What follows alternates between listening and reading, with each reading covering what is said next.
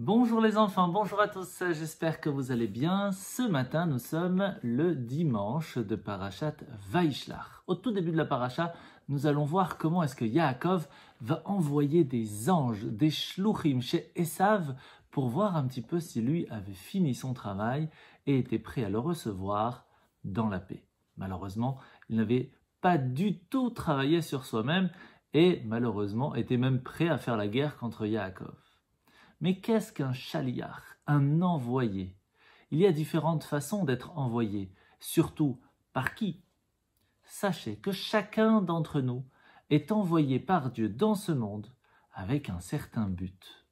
Et pour vous donner une histoire, je vais vous raconter l'histoire du Rabbi de Lubavitch qui lui aussi a envoyé partout dans le monde des shluchim, des émissaires, des envoyés qui vont s'occuper, comme ils le peuvent, un maximum de juifs pour les aider à reprendre cette lumière du judaïsme qui se trouve en chacun d'entre nous.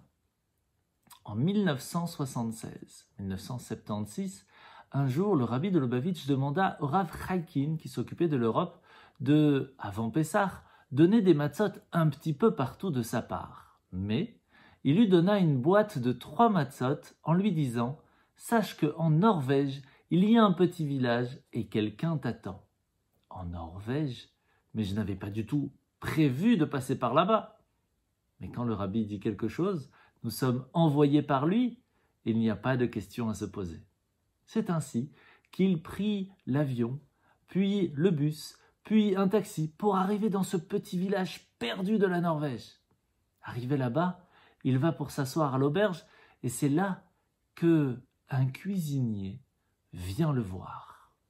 « Bonjour monsieur, je voudrais vous poser une question. Que faites-vous ici? Pourquoi êtes-vous venu juste là maintenant dans notre village? Je ne comprends pas. » Écoutez, j'ai été envoyé par le rabbi de Lubavitch pour donner aux juifs de la ville ces 3 matzot pour Pessah. Le cuisinier commence à pleurer. Cela fait 2 semaines que les gens autour de lui essayaient toujours de le convertir et qu'il oublie son judaïsme, mais il était le seul juif après la guerre qui était resté dans ce village et continuait comme il pouvait à mettre de temps en temps ses téphilines, à essayer de manger cachère. Mais c'était très difficile pour lui, il était tout seul.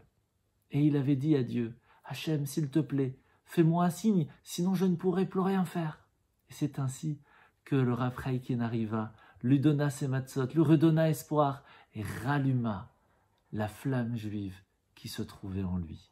Les enfants, chacun d'entre nous peut aider son prochain, quelle que soit la façon.